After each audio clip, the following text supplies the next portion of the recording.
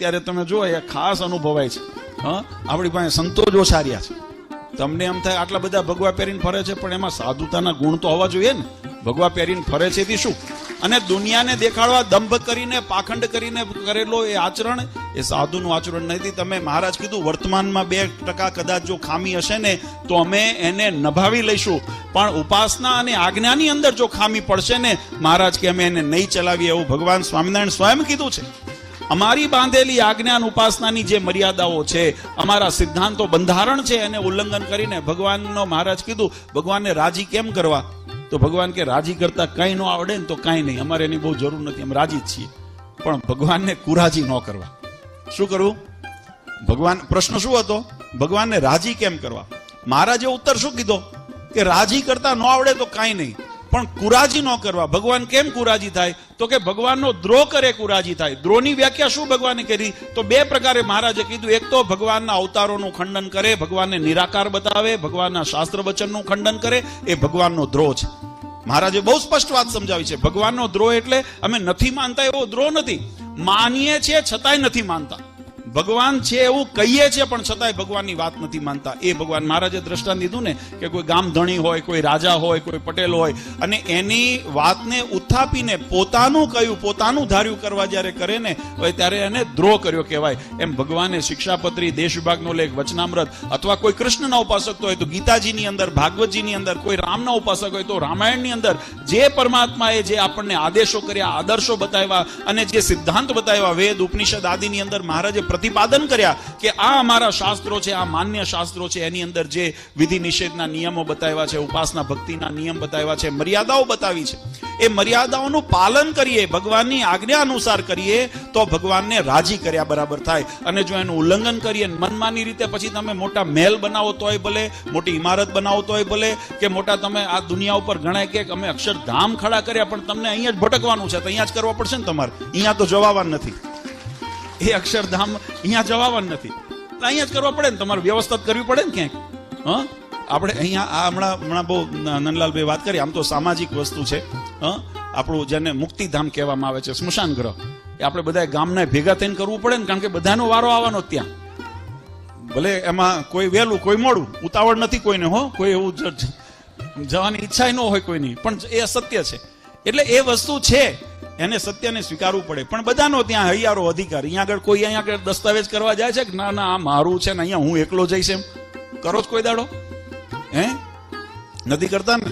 કેમ? કારણ કે અહીંયા બધાનો વારો આવે. એમ આ સત્સંગ, આપણે મૂળ વિષય ઉપર આવીએ ત્યારે ભગવાને બહુ સુંદર વાત સમજાવી કે ભગવાનનો દ્રોહ ન કરે, ભગવાનની આજ્ઞા મારે અને એ રીતે ભગવાનની ભક્તિ કરે ને તો ભગવાન કે અમે એના ઉપર રાજી થઈએ છીએ, તો એમને નહીં તો થતા નથી. એટલે એવો બીજો પછી મહારાજને પ્રશ્ન વિકલ્પ આવ્યો કે એવા સંતો ન મળે, કદાચ અછત હોય સંતોની, અને કળિયુગની અંદર સ્વાભાવિક રીતે શુરવીર અને સત્યના માર્ગ ઉપર બહુ કઠણ માર્ગ છે.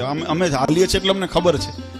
હરિનો માર્ગ છે સુરાનો, નહીં કાયરનું કામ જોરે. આમાં કાયરનું કામ જ નથી, કારણ કે ડગતા મગતા વાર ન લાગે.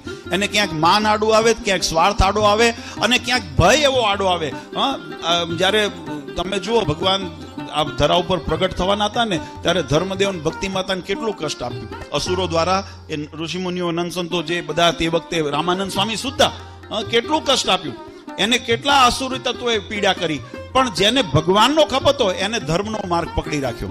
જેને ભગવાનનો ખપ નહોતો, ઘણા એવા હશે તે વખતે જોડે આમ સંઘમાં નીકળ્યા હતા, પણ જોયું કે આવો આટલી બધી ધક્કામુક્કી છે, આટલી બધી અડચણ છે, આટલા કાંટા છે, આટલા કંકર છે, સામે કદાચ બધા વિઘ્નો છે, એટલે વિઘ્ન જોઈને પછી ધીમે ધીમે ઓસરી જાય, એનો જે ઉમંગ હોય ને ઓસરી જાય, પછી ભટકી જાય અથવા પાછા. એ બધા ઘણા બધા કારણ કરતા હોય. એટલે મહારાજને એવું થયું કે આવા કળિયુગની અંદર આવા સંતો, આવા શાસ્ત્રોનું જે અધ્યયન અથવા સત્સંગનું યોગ ન મળે તો મહારાજ કે બીજું કરો કે ન કરો, પણ એટલું ચોક્કસ કરજો, અમારા પધરાવેલા જે દેવો છે એનો આશ્રય રાખજો. જો એમાં 3 વાત મહારાજે બતાવી છે વચનામૃતની અંદર. મહારાજ કે અમારા જે સ્વરૂપો એટલે કે અમારા પધરાવેલા દેવો હોય એનો આશ્રય રાખવો.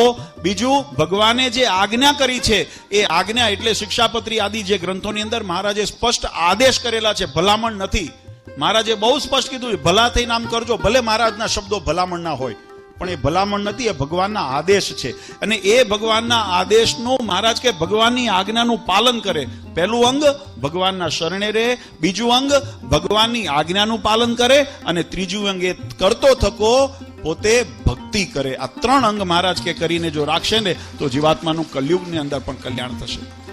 એટલે મહારાજના પ્રત્યેક લીલા ચરિત્રો, પ્રત્યેક ઉપદેશો, અમે ઘણી વખત કહીએ કે જો વચનામૃત વાંચીએ ને તો વચનામૃત બહુ વિસ્તાર ગ્રંથ છે અને કેટલાય શાસ્ત્રોનો એની અંદર સાર રહેલો છે. એટલે એની અંદર વિવિધતા જોવા મળે, શબ્દના અનેક અર્થ થતા હોય, એટલે તમને દરેક એની અંદર પાસા, દરેક રંગ જોવા મળશે. પણ અમે કાયમ કહીએ છીએ કે વચનામૃત વાંચતા હો ને તો એનો સાર સમજીને વાંચો. એનો સાર શું હોવો જોઈએ? નંદસંતોએ શા માટે આટલી મહેનત કરી?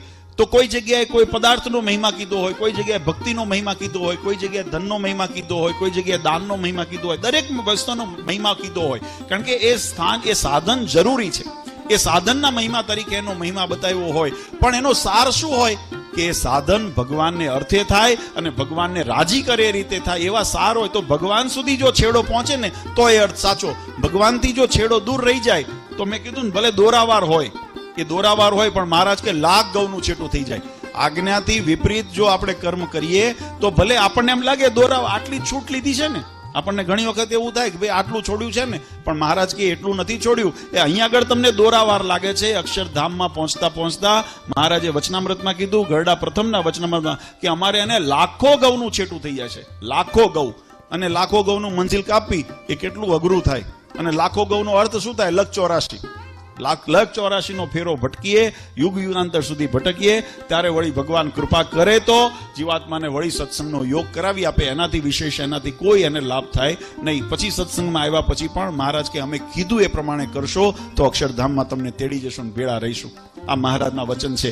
એટલે આપણે ભાગ્યશાળી છીએ કે મહારાજે અનેક પ્રકારે, અને કળિયુગની અંદર હમણાં સંતોએ કીધું ને, નારદજીએ પુરાણ, નારદ પુરાણની અંદર બહુ સુંદર વાત લખી છે, હરેર નામ હરેર નામ હરેર નામ કેવલમ.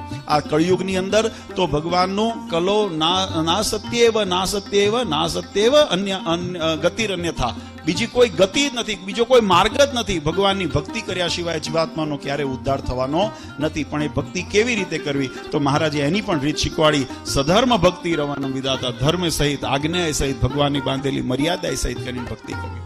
એટલે ખૂબ આનંદની વાત છે. આપણે પાછે શાકોત્સવનો વિષય છે એટલે ઘણી વખત કથાઓ તો આપણે સાંભળી છે. બધા ભક્તોને આમ તો ખ્યાલ છે, પૂર્વ સંતોએ પણ મહિમાની વાત કરી. આમાં રીંગણાનો ઉત્સવનો કંઈ મહિમાન જ ન હોય કોઈ જગ્યાએ. આપણા વ્યવહારમાં પણ રીંગણાનો ઉત્સવ ન કરીએ, પણ રીંગણા ભગવાને શાકનો રૂપમાં વઘાર્યા અને ભગવાનનો યોગ થયો ત્યારે દેશ વિદેશની અંદર આજે શાકોત્સવમાં કરવો હોય તો રીંગણાનો થાય. કોઈએ પરવરનો શાકોત્સવ સાંભળ્યો? કોઈ અન્ય બીજા કોઈનો ઉત્સવ સાંભળ્યો? કોઈ બીજા મોંઘા શાકનો નથી. આપણે રીંગણાનો જ શાકોત્સવ થાય. કેમ? કારણ કે મહારાજની દ્રષ્ટિ એના ઉપર પડી અને મહારાજે જે દિવ્યતા એની અંદર ઉમેરી. આપણે પ્રસંગને યાદ કરીએ છીએ. જ્યારે ભગવાન કૃષ્ણ અવતારની અંદર ભગવાને ગોવર્ધન તોલ્યો ને, ત્યારે ગોપ ગોપિકાઓએ, ત્યાંના જે હતા વડીલો, બધા કહે કે આપણે આ ગોવર્ધન તો નિર્જીવ છે, જો કેવો મહિમા ભગવાનના યોગે કરીને થાય. ત્યારે કીધું ગોવર્ધન તો નિર્જીવ પહાડ છે ને, એ પથ્થર છે, જડ છે, તો એને આપણે એને અનકોટ કરીએ કે એની પૂજા કરીએ તો આપણને શું થાય? ભગવાને કીધું તમે કરો તો ખરા. અને ભાગવતજી એમ કે જ્યારે બધા ભગવાનના વચનમાં વિશ્વાસ રાખી અને ગોવર્ધનની પૂજા કરીને ત્યાં અનકોટ કર્યો, ત્યારે ભગવાન ગોવર્ધન રૂપે થયા અને એને અગ્નિ પોતે સ્વીકાર કર્યો. અને એ જ ગોવર્ધન દ્વારા જ્યારે ઇન્દ્ર રાજાએ અતિવૃષ્ટિ કરી ત્યારે ભગવાને પોતાની ટચલી આંગળી ઉપર એ ગોવર્ધન તોલ્યો અને ગોવર્ધન ગીરધારી કહેવાના. આ દિવ્ય પ્રસંગ એ ભગવાને એક વખત લીલા કરી, પણ એની સ્મૃતિની અંદર આજે વર્ષો વર્ષ આપણે દિવાળી જાય એટલે આપણે અન્નકોટ અને ગોવર્ધન પૂજાનું આપણે દરેક હિન્દુ સંસ્કૃતિની અંદર આપણે ઉત્સવ કરીએ. એ જ રીતે રામનવમી, હરિજયંતિ, રંગોત્સવ, રાસોત્સવ, આ બધા ઉત્સવો જે ભગવાને કર્યા એને આપણે ઉજવતા હોઈએ.